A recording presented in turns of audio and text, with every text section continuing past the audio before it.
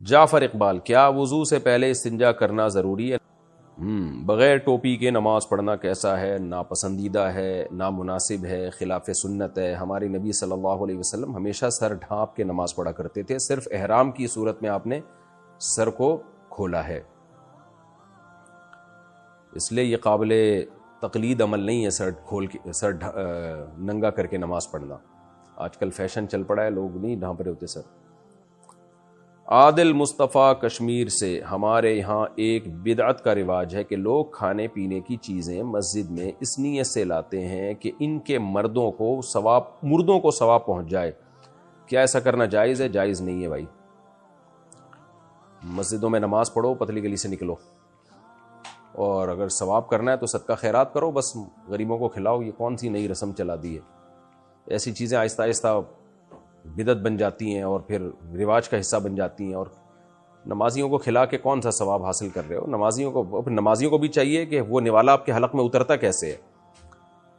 دیکھو، غریب آدمی کو صدقہ دینا الگ چیز ہے، نمازیوں کو تو گفٹ اور ہدیہ دیا جائے گا نا۔ اس کی مثال ایسے ہے کہ آپ اپنے والد کی دعوت کر رہے ہیں، آپ نے ان کو کھلایا، والد نے پوچھا ماشاءاللہ بیٹا آج کیسے خیال آ گیا آپ کو؟ ابا دادا کے اصالے ثواب کے لیے کھلا رہا ہوں آپ کو میں۔ ابا کو غصہ آئے گا نا، یار تو نے کیا مردوں کے ثواب کے لیے مجھے منتخب کیا ہوا ہے؟ تو عزت دار آدمی کو یہ چیز پسند نہیں ہوتی۔ اکثر میں اپنا بیان میں واقعہ سناتا ہوں، ایک صاحب جمعرات کو میرے گھر کوفتوں کا سالن لاتے تھے، ہوتا بڑا لشپش مزیدار سالن تھا، ابھی بھی ایسا سالن تھا مجھے ابھی بھوک بھڑک اٹھی ہے اس کو تصور سے۔ بڑا زبردست سالن ہوتا تھا، کوفتے بھی ہوتے تھے، آلو بھی پڑا ہوا ہوتا تھا، ہم لوگ بھی پھوڑ دیتے تھے، اتنا زبردست سالن آ رہا ہے۔ تو ہر جمعرات کو لاتے تھے، تو مجھے جمعرات کے دن سے تھوڑا سا وہم ہو گیا کہ یار کوئی چکر تو نہیں ہے۔ میں نے پوچھا کہ یہ آپ ماشاءاللہ خدمت کر رہے ہیں، خیریت؟ ہر جمعرات کو لاتے ہیں اور کوفتے ہی ہوتے ہیں؟ کہتے ہیں اصل میں میری والدہ کا انتقال ہوا ہے تو ان کے اصالے ثواب کے لیے آپ کو کھلا رہا ہوں۔ میں نے کہا یار ہم کھاتے پیتے لوگ ہیں یار، آپ نے اماں کے ثواب پہنچانا ہے تو کسی غریب کو کھلا دو بھائی۔ تو تھوڑی بہت بھی انسان کو اگر تھوڑی سی اس میں غیرت ہونا تو اس کو برا لگتا ہے کہ کسی کے اصالے ثواب کے لیے مجھے کھلا رہے ہو۔ بھائی ہمیں ویسی محبت میں کھلا دو تو کھا لیں گے ہم، ثواب پہنچانے تو جاؤ غریبوں کو کھلاؤ بھائی۔ تو چاہے آدمی غریب بھی ہو تو بھی اس کو یہ چیز اچھی نہیں لگتی ہے، تو اس لیے مسجدوں میں لا کے ابا کے ثواب کے لیے نمازی کو کھلا رہے ہیں اور نمازی بھی مسٹنڈوں کی طرح کھا رہے ہیں، تو یہ برا عمل ہے، اس سے اجتناب کریں۔ اچھا میرے بھائی، یہ ایسا ہی ہے نا، ایک سموسہ کھلا دیا نانی کے ثواب کے لیے، اس کو ایک پکوڑا کھلا دیا چاچو کے ثواب کے لیے، یہ کیا ہو رہا ہے؟ What's going on? اچھا میرے بھائی جعفر اقبال، کیا وضو سے پہلے استنجا کرنا ضروری ہے؟ نہیں بھائی، کچھ لوگوں کو ہم نے دیکھا ہے پتہ نہیں وضو سے پہلے لازمی واش روم میں گھس رہے ہوتے ہیں۔ بھائی واش روم میں گھسنے کا ٹائم تو جب ہے جب آپ کو واش روم آ رہا ہو، نہیں آ رہا تو نماز کا اس سے کوئی تعلق نہیں ہے واش روم کا۔ تو ہمارے حضرت مفتی رشید احمد صاحب رحمہ اللہ تعالیٰ تو مسجدوں میں واش روم بنانے کے قائل ہی نہیں تھے، وہ تو ایک لفظ بولتے تھے، کہتے ہیں یہ لوگوں کو ہگانے متانے کا ٹھیکہ مسجدوں نے پتہ نہیں کیوں لے لیا ہے، پبلک ٹوائلٹ ہونے چاہیے، گورنمنٹ بنائے۔ وہ فرماتے تھے یہ چونکہ مسجدوں نے لوگوں کو ہگانے متانے کا ٹھیکہ لے لیا ہے اس لیے گورنمنٹ اب پبلک ٹوائلٹ بناتی نہیں ہے۔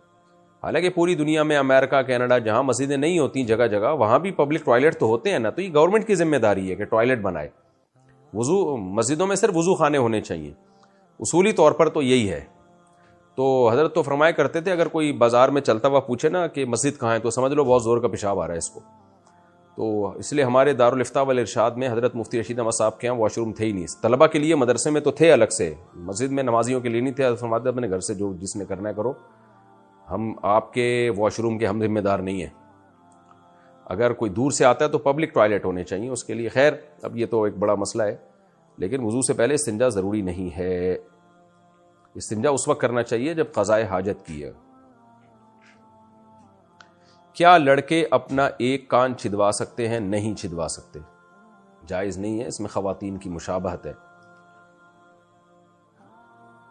کیا اسلام میں 2 چوٹی بنانا جائز ہے؟ جائز ہے، پیچھے چوٹی جتنی مرضی بنا لیں، سر کے اوپر نہیں بنا سکتے۔ میں پچھلے 6-8 سالوں سے، یار جب بھی لوگ سالے کہتے ہیں تو مجھے اپنے سالے یاد آنا شروع ہو جاتے ہیں، 6-8 ہی ہیں تقریباً، بلکہ زیادہ ہی ہوں گے۔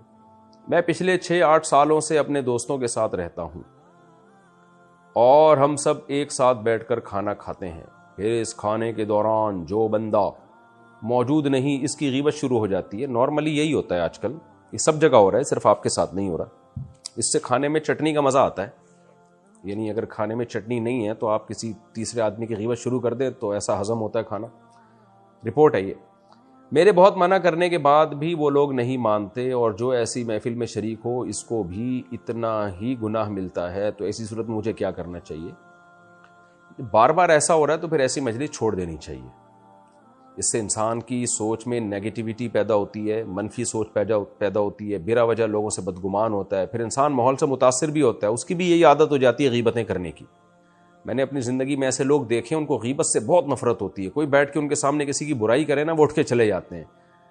وہ ان کی زندگی بڑی سکون سے گزرتی ہے.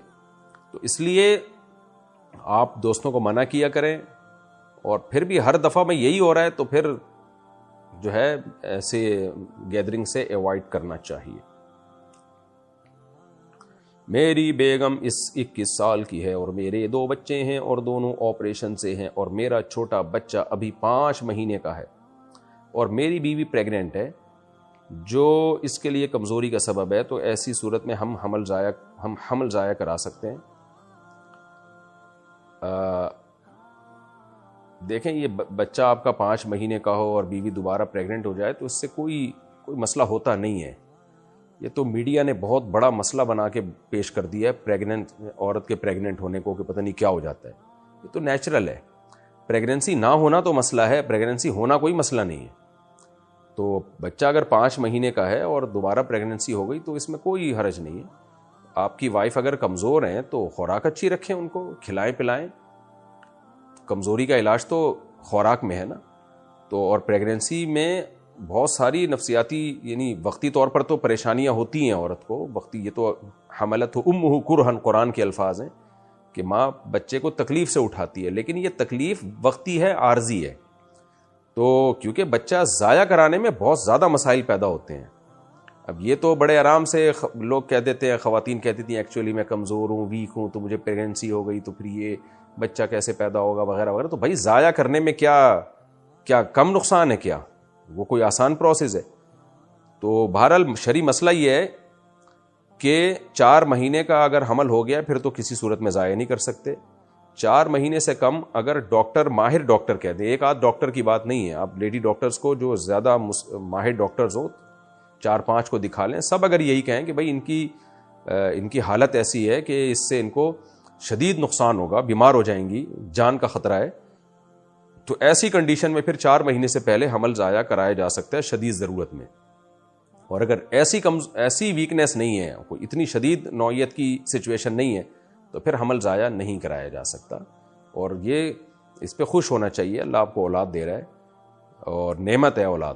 تو مسئلہ میں نے جو بتانا تھا وہ بتا دیا کہ اگر واقعی کوئی شدید مسائل ہیں، یہ تو ڈاکٹر بتائے گا نا، یہ تو میں نہیں بتا سکتا کہ کتنی کمزوری ہے آپ کی وائف میں، کہ کوئی شدید خطرہ ہے خدا نخواستہ بچے کے معذور ہونے کا، یا ماں کے مرنے کا، یا اس کے کوئی خطرناک حد تک اس کی صحت کو نقصان کا خطرہ ہے. تھوڑا بہت تو رسک ہر حمل میں ہوتا ہی ہے، اس لیے اس کا کوئی اعتبار نہیں ہے. تو باقی اگر غالب گمان ہو کہ خطرہ ہے تو پھر 4 مہینے سے پہلے حمل گرانے کی گنجائش ہے. لیکن حمل گرانے سے کمزوری اور زیادہ بڑھے گی، یہ بھی ذہن میں رکھنا. اور آئندہ پریگننسی کے امکانات بھی بہت کم ہو جاتے ہیں، بڑے مسائل کھڑے ہوتے ہیں.